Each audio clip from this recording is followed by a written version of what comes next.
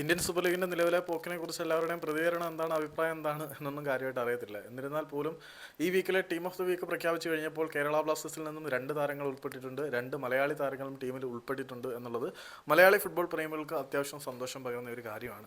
മത്സരത്തിൽ വന്ന് ബ്ലാസ്റ്റേഴ്സിന് വിജയത്തോളം പോകുന്ന ഒരു സമനില നൽകി ബ്ലാസ്റ്റേഴ്സിന്റെ ജീവൻ പിടിച്ചുയർത്തിയ മുഹമ്മദ് അജിസലാണ് ആ ടീമിൽ ഉൾപ്പെട്ട ഒരു മലയാളി താരം.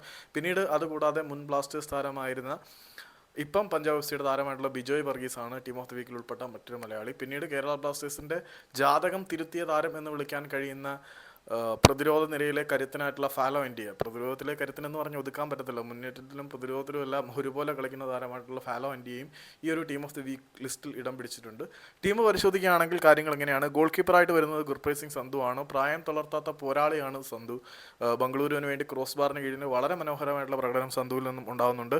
പിന്നെ ആ ഒരു പ്രതിരോധ നിര നോക്കുകയാണെങ്കിൽ സെൻറ്റർ ബാക്ക് പൊസിഷനിൽ മുൻ ബ്ലാസ്റ്റേഴ്സ് താരവും മലയാളിയുമായിട്ടുള്ള ബിജോയ് വർഗീസും പിന്നെ നിലവിലെ ബ്ലാസ്റ്റേഴ്സ് താരമായിട്ടുള്ള ഫാലോ ഇന്ത്യയുമാണ്. പിന്നെ റൈറ്റ് വിങ് ബാക്കായിട്ട് വരുന്നത് നവോറം സിംഗ് ആണ് ബംഗളൂരു എഫ് സിയുടെ. ലെഫ്റ്റ് ബാക്കായിട്ട് വരുന്നത് മോഹൻ ബഗാൻ സൂപ്പർ ജയൻസിൻ്റെ ക്യാപ്റ്റൻ കൂടിയായിട്ടുള്ള സുഭാഷിഷ് ബോസാണ്.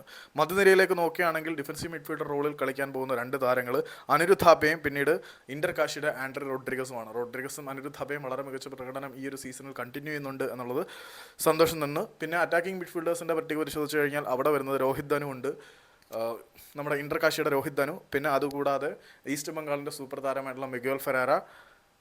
പിന്നെ ഇന്ത്യൻ ഫുട്ബോളിലെ എക്കാലത്തെയും സൂപ്പർ താരങ്ങളിൽ ഒരാളെന്ന് വിശേഷിപ്പിക്കാൻ കഴിയുന്ന ലാലിയൻ സുവാല ചാങ്തെ. സ്ട്രൈക്കിംഗ് സോണിൽ വന്നിരിക്കുന്നത് അജസലാണ്. ഇതാണ് ഇന്ത്യൻ സൂപ്പർ ലീഗിലെ ഈ ഒരു ആഴ്ചയിലെ ടീം ഓഫ് ദ വീക്കായിട്ട് പ്രഖ്യാപിക്കപ്പെട്ട ടീം.